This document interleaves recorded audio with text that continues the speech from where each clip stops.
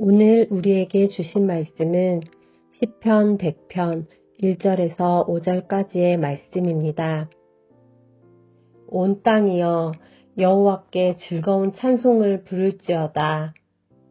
기쁨으로 여호와를 섬기며 노래하면서 그의 앞에 나아갈지어다. 여호와가 우리 하나님이신 줄 너희는 알지어다. 그는 우리를 지으시니요 우리는 그의 것이니 그의 백성이요 그의 기르시는 양이로다. 감사함으로 그의 문에 들어가며 찬송함으로 그의 궁정에 들어가서 그에게 감사하며 그의 이름을 송축할지어다. 여호와는 선하시니 그의 인자하심이 영원하고 그의 성실하심이 대대에 이르리로다. 하나님의 은혜가 함께하기를 소망합니다. 이소 목사입니다. 시편 100편 1절부터 5절의 말씀, 감사와 찬양으로 하나님께 나아가는 예배자라는 주제로 함께 주님의 말씀을 보겠습니다. 사랑하는 성도 여러분, 하나님의 은혜가 이 새벽 여러분의 심령 위에 가득하기를 소망합니다. 우리는 살면서 참 많은 일로 기뻐합니다. 직장에서 좋은 성과를 거둘 때, 자녀가 건강하게 학업을 이어갈 때, 혹은 오랫동안 바라던 소망이 이루어질 때 우리는 그 기쁨을 감추지 못합니다. 얼굴에는 미소가 번지고 만나는 사람마다 그 소식을 전하며 기쁨을 표현하곤 합니다. 그런데 여러분, 우리에게 묻고 싶습니다. 세상을 향해서는 그렇게 잘 표현되는 우리의 기쁨이 하나님 앞에서는 어떠할까요? 만복의 근원 되시는 하나님께서 주시는 그 크신 은혜를 우리는 어떤 모습으로 표현하며 살고 있습니까? 오늘 본문을 통해 우리의 기쁨과 감사가 단순한 감정을 넘어 하나님을 향한 뜨거운 예배로 승화되는 복된 하루가 되시기를 축복합니다.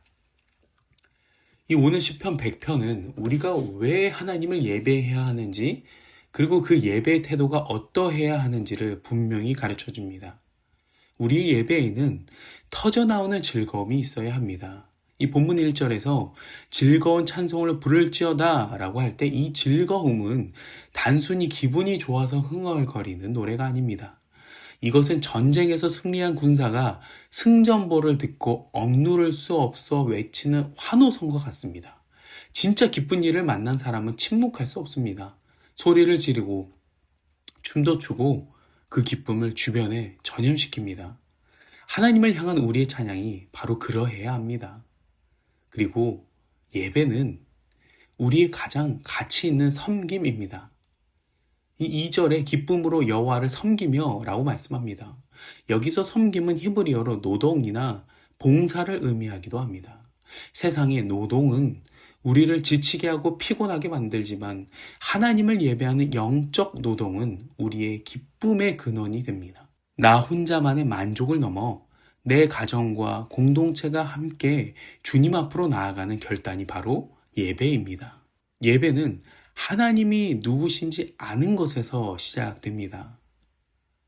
여호와가 우리 하나님이신 줄 너희는 알지어다 라고 우리가 3절에서 이 시편의 기자가 우리에게 권면합니다. 여기서 안다는 것은 머릿속 지식이 아닙니다. 삶의 깊은 고난과 은혜의 현장에서 몸소 겪어 깨닫는 영적 체험입니다. 하나님이 나를 만드신 창조주요, 나를 소유하신 주인이며 나를 푸른 초장으로 인도하시는 목자임을 깊이 만나는 것입니다. 오늘 이 새벽 그 하나님을 인격적으로 대면함으로 여러분 안에 막을 수 없는 기쁨이 회복되기를 축복합니다. 하나님을 깊이 경험한 성도는 이제 감사와 찬송이라는 열쇠를 들고 하나님의 문과 궁정으로 들어갑니다. 이 예배는 하나님의 임재 안으로 들어가는 통로입니다. 우리가 오늘 본문 4절에 감사함으로 그의 문에 들어가며 찬송함으로 그의 궁전에 들어가서 라고 했습니다. 우리는 예배를 통해 하나님의 임재라는 문을 열어야 합니다. 단순히 지식을 채우거나 형식을 갖추는 엄숙한 그 예배를 넘어서 내 삶을 단 한순간도 놓치지 않으시는 하나님의 은혜에 감격하며 그분 앞에 서는 것입니다. 우리가 송축하다 합니다. 이 송축은요, 무릎 꿇음, 즉 전적인 항복을 의미합니다. 이 송축하다라는 히브리어 단어에는 무릎을 꿇다라는 뜻이 담겨 있습니다. 하나님을 송축한다는 것은 내 고집과 내 계획을 내려놓고 내 앞에 계신 하나님께 온전히 항복하며 순복하는 것입니다. 우리가 왜 이렇게까지 하나님께 항복하며 찬양해야 합니까? 오늘 본문의 마지막 5절이 그 해답을 주는 것입니다. 여호와는 선하시니 그 인자하심이 영원하고 그의 성실하심이 대대에 이르리로다. 사람의 마음은 조석으로 변하지만 우리 하나님은 변하지 않으십니다. 나 같은 죄인을 살리신 그 인자하심은 영원하고 우리 자녀와 그 후대까지 돌보시는 성실하심은 끝이 없으시기 때문입니다. 오늘 이 약속의 말씀을 붙들고 영원한 언약의 백성답게 당당히 나아가시길 바랍니다. 그렇다면 우리가 오늘 본문을 통해 오늘 우리의 삶의 현장에서 진정한 예배자로 서기 위해 무엇이 필요하겠습니까?